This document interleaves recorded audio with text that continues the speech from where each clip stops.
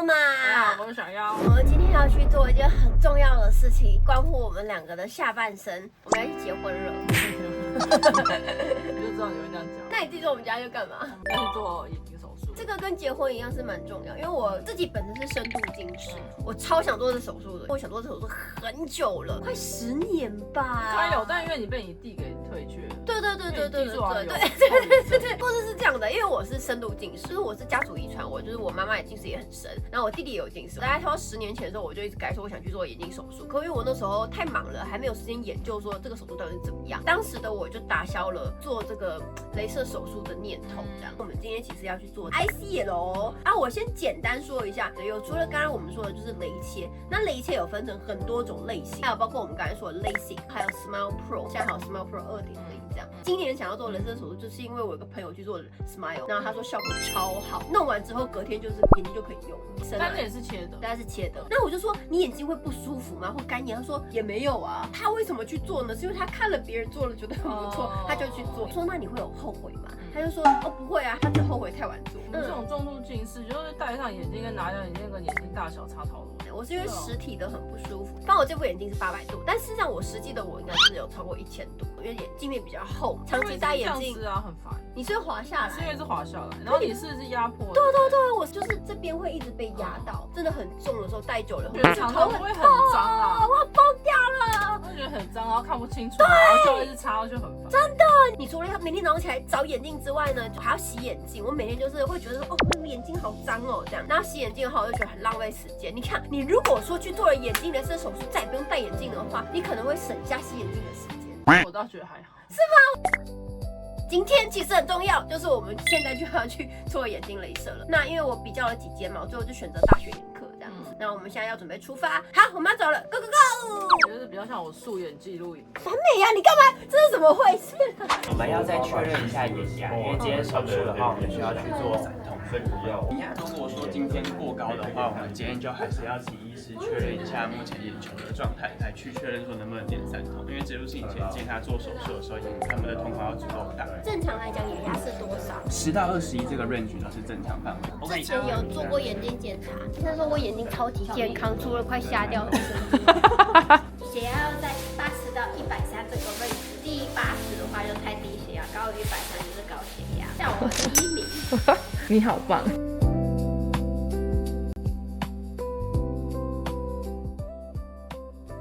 这位是 Kevin， 然后他是我们这一次我跟小姚的，虽然说导师也差不多了，就是照顾我们的人，然后跟验光师。我们做的这种跟前面的雷射手术最大的差别是，它是植入式的硬线镜，它等于就直接把一个镜片放到你的眼睛里面。但它最大的优点就是因为它不是做雷切，因为前面我们说的都是雷切。因为我听说切了之后就不太能戴变色片。对，因为你会改变掉你的角膜的弧度，这样。其实不是不能戴，是你要挑片。所以说就是有一些就是戴的时间会变多，对，不能戴太久。对，高速片又一定要。没错，这是一个考量点啦。那另外一个是因为我自己是深度近视，然后深度近视的问题就是它的雷切还是会有一定的极限。因为它最高可以植入多少度数的镜片？植入式隐形眼镜的话就要1800。那1800以上的人怎么办？对啊，我同事2000呢。1800以上的人的话，就是有可能会有残留度数的产生。如果说是已经有老化度数，那其实就是刚好当做我们的老化预留度数去跟老化做相抵的度数。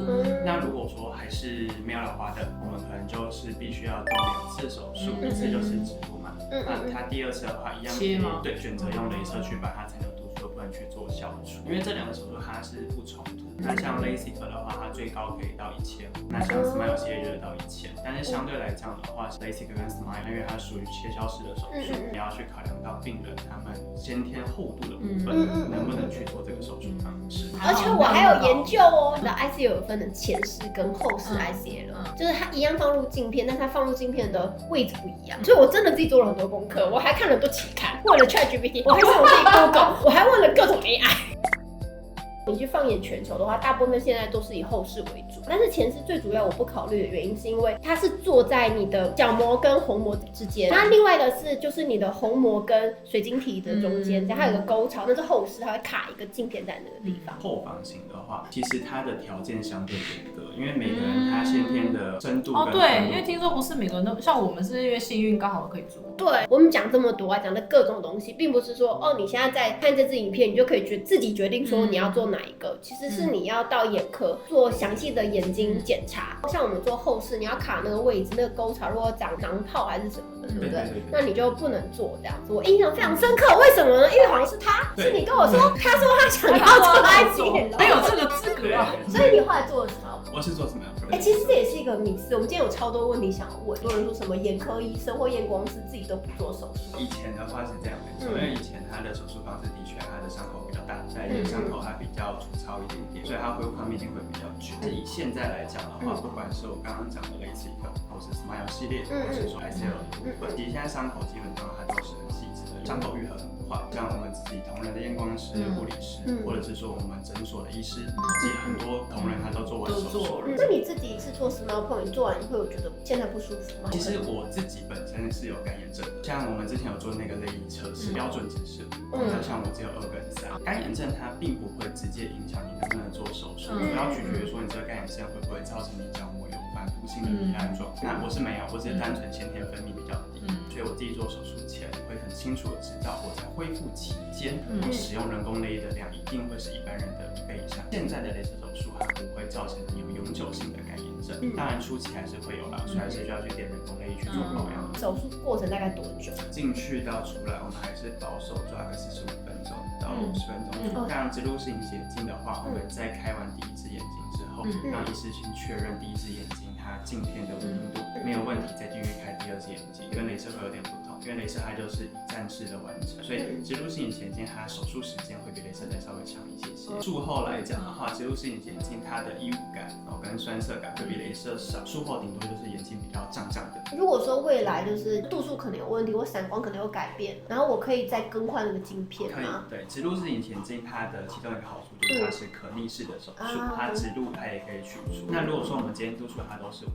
定的，我们植入之后，其实像2位的状况，就是一路用到未来白内障的时候再去取出更换白内障就好了。不要笑，我也有做功课。怕是不是？不是啊，白内障这件事情呢，其实很正常，因为它自然老化，所以一个健康成长的人类，所以10年后就白内障？没有啦，你老了都会有机会要开白内障手术。你要开白内障手术之后，我们到时候再顺便连那个镜片一起更换。我的算盘是这个样子。术后的话还是有一些照护的部分，那基本上它照护不会太困难，我们就是比照 Smile 微创手术的方式。今天在室外的话，3天之内我们都还是要佩戴护目镜去防止风沙的侵入。这个的话是睡觉的时候使用，怕我们去揉到眼睛，所以我们放在我们眼睛上面。那如果说阴天雨天晚上，我们就戴透明的护目镜。那在家里呢？家里不用戴没关系。这个棉花棒的话，主要就是如果说我们等一下胀胀的有流眼泪的话，泪水如果在我们的眼周边，就不要用卫生纸。那洗脸卸妆呢？跟化妆？3天之内啊，都还是不要用水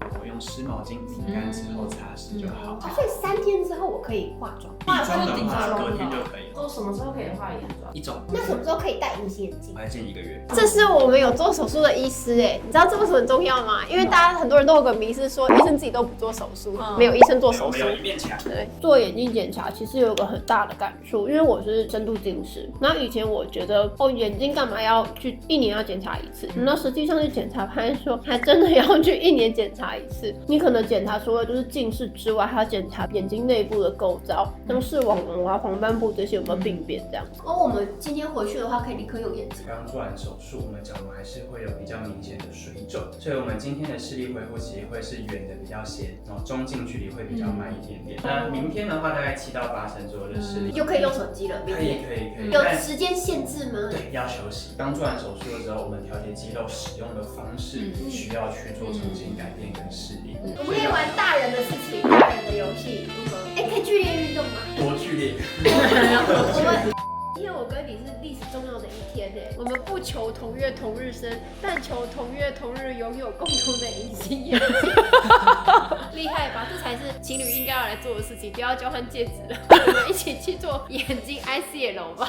那里面可以刻字吗？对啊，我刚才就会想啊，在 ICL 镜片上面刻字，勿忘我。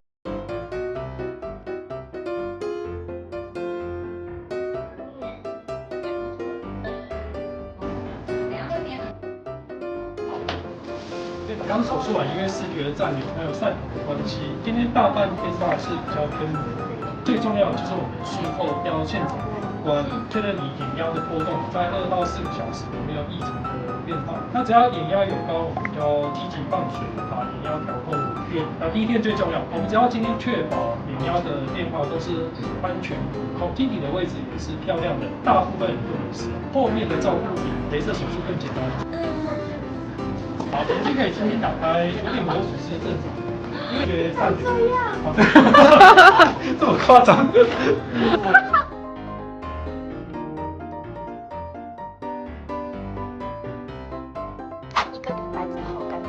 我觉得一开始看远都很清楚，看近会有一点怎么讲，不知道怎么对焦。但最近越来越好了。就医生有说，好像视力恢复会先从最远的开始，然后中距，然后最后很近的。所以我们接下来回诊了。好 ，Go Go。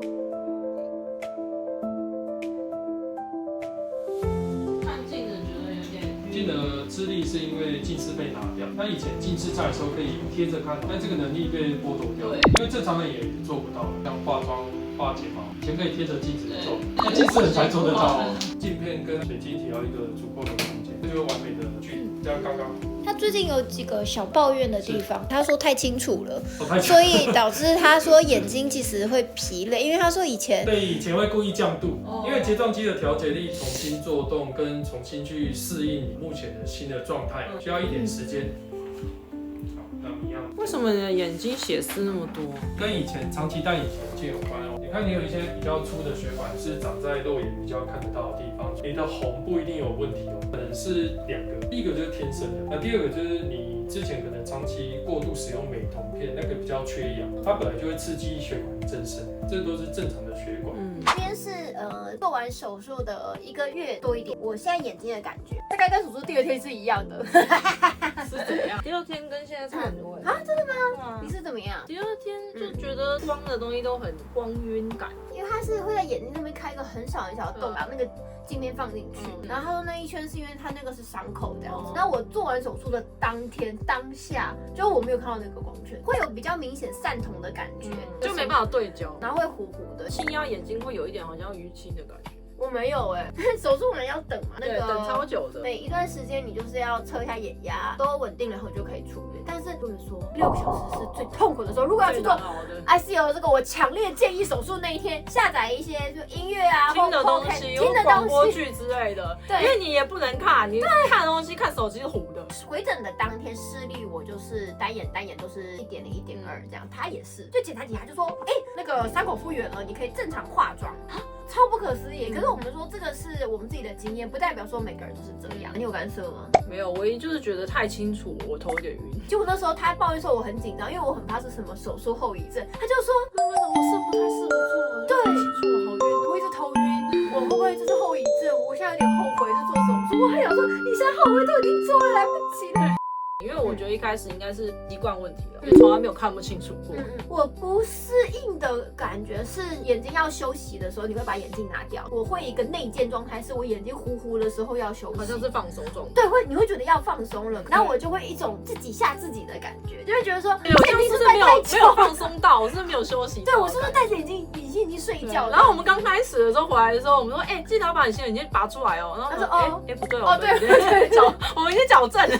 1个礼拜回诊之后呢，我就问医生说，那我们什么时候可以开始戴隐形眼镜？医生就说，已经可以戴了呀，可以正常戴角膜变色片啊这一种的。我真的觉得有散光、有重度近视或有严重视差的这种 coser 非常适合做 ICL。针对如果说可能要化妆或者戴隐形眼镜的人，我觉得 ICL 最适合的一点就是因为我会改变你角膜。对，所以如果你是雷切的话，其实你做完手术你不是不能戴隐形眼镜，可是变成是会变，你的眼睛变会挑片，它可能就没有办法戴那么久这样子。因为以前呢，我们在拍照的时候，只要都很早要起来，在给大家看到之前，其实已经戴隐形眼镜戴很久了。对，因为如果我没有戴隐形眼镜的话，我根本没办法化妆，我看不到自己。我现在撑到最后一刻。对，我们都化完妆，假发都戴了，最后一个要出门，好。结束好丢，然后我现在要拿拉比较远。因为以前近视的时候我会看比较近，做完手术之后呢，现在大概是一个手的距离，然后最就是舒适的的。阅读距离。对，然后医生你知道怎么说吗？他说这是一个正常健康的眼睛，一个没有近视的人其实他是不能够看太没近。办法看得他说能够拿那么近的是近视人的权利耶。然后我想说，哈，原来是这样子我也吗？忘记这件事情了。所以我现在就是整个的用眼习惯其实改变蛮多，大概就是这样很健康的一个距离。对，所以我要换防偷窥。没错，毕竟得来不易啊，我觉得真的就是会让我有种重生的感觉，更珍惜，因为我不想要再2次近视了。因为像我其实是不好动手术，我的瞳孔黑色眼球一般很小，我们两个现在是没有戴隐形眼镜，就是原生眼。他们眼黑小的话比较不好做，但是他还是弄得很快。那也非常谢谢叶医师。那因为做手术之前我的视线是糊的，所以我根本不知道医生长怎样。我起来的一瞬间，我很像亲生的婴儿。然后我看着医生讲的第一句话说：“哦，原来你长这样哦。”这么夸张？我有剪1支短影片，然后放在我的 Instagram， 所以如果有兴趣的人呢，可以去看一下那支短影片，那我也放在 YT 这样子。就再次感谢，谢谢大学眼科，真的很适合 coser。这个真的是，这大概是我这一整年做过最棒的一个决定。大家想要做眼睛近视手术的话呢，也欢迎可以去大学眼科，我们是去忠孝店。那喜欢我们的频道呢，要记得订阅、按赞、留言、分享、开启小铃铛，还有加入会员。拜拜。拜拜。哎，哦。